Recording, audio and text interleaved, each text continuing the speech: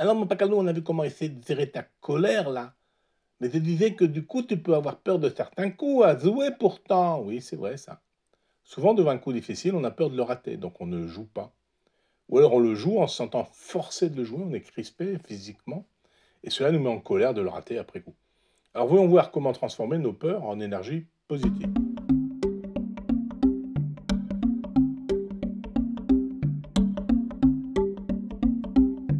Alors Smarty, si je peux faire cette comparaison, la peur au golf, c'est l'équivalent du trac d'un artiste qui monte sur scène. La peur de mal jouer, d'oublier une ligne par exemple. Mais il se doit de monter sur scène, au risque de décevoir son public. C'est normal d'avoir peur. Mais le trac, c'est un cran plus loin. C'est une peur mal gérée. Et le cerveau impose une sorte de défense qui est physique ou psychique, que tu ne peux quasiment pas contrôler quand cela t'arrive. C'est une sorte de sidération. Alors revenons au golf. Il est normal d'être stressé si la partie est importante pour toi. Je sais pas, une compétition avec un jambon à gagner ou simplement le besoin, l'envie, devrais-je dire, d'améliorer ton index. Donc piste numéro un, on l'a déjà dit, il faut relativiser. Si tu rates le jambon ou que ton index stagne, il n'y a pas mort d'homme, quoi. Ça va. Et puis le regard des autres devrait être indifférent, contrairement à l'acteur. Sauf à jouer les tournois de pro, ton seul public, celui qui pourrait te juger, c'est toi. Sûrement pas tes co-joueurs. Bon, sauf si tu as menti sur ton index, ton niveau, hein, et puis que tu essaies une sortie de bunker que tu sais pas faire. Là, tu vas la rater, c'est ta faute. La peur face à d'autres, c'est toujours une forme de peur de soi, d'être en dessous de ses propres attentes, ou des attentes supposées de ceux qui te regardent. Donc piste numéro 2, également déjà vue, hein, l'humilité. Ne jouer que des coups que tu maîtrises déjà, à au moins, je sais pas, à 80, 90% de succès. Comme ça, si ça rate, c'est pas bien grave, mais tu sais que tu y arrives souvent. Oui, mais alors si tu aimes esbrouffer tes potes, mon pacalou, connerie, Smarty, c'est une grosse connerie, ça. Source de bien des déboires. Tu dis des gros mots, hein. Oui, je suis désolé, mais le golf est un jeu, hein, certes, mais jamais contre les autres, là, en l'occurrence. C'est un jeu entre toi et le parcours. Et le parcours, il ne te juge pas, il constate, c'est tout. Tu réussis un coup, tu réussis pas un coup, il s'en fout, lui, quelque part. Tu joues au golf pour épater la galerie, toi? Non, c'est toi qui joues mon golf. Moi, je me contente de me promener et puis de jouer avec une épine de pain, c'est vrai. Donc, piste numéro 3, raisonne toujours en disant que tu joues contre le parcours, jamais contre les autres.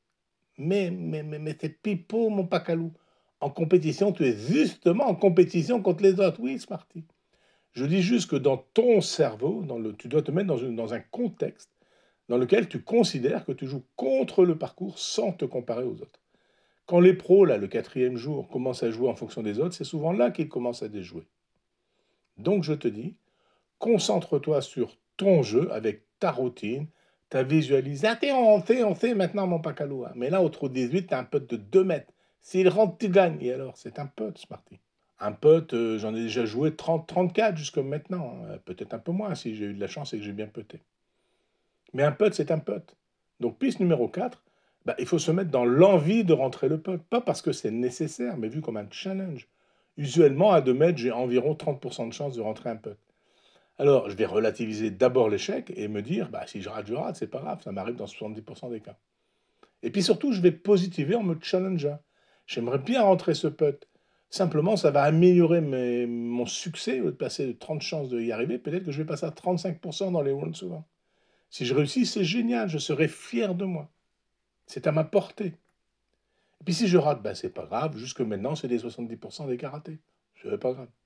Alors peut-être que sortir de là, je me dirais, il faut que je m'entraîne un peu plus au practice green pour améliorer ma lecture, par exemple, ou ma distance, la manière dont je dose la distance. L'idée là est de se challenger, oui, mais jamais de manière inconsidérée, au risque de rater et de se déconsidérer. Mon pacalou, pas facile de raisonner, se concentrer comme tu le dis là pendant toute la partie, ça fait 4 heures là, oui c'est très vrai ça. Mais t'es pas obligé, Smarty, d'être concentré tout le temps. Mais c'est toi qui viens de le dire qu'il fallait positiver, se concentrer, tout ça, mon pacalou, oui. Mais uniquement quand tu joues tes coups, Smarty. Un peu avant de jouer, un peu après, 1 minute.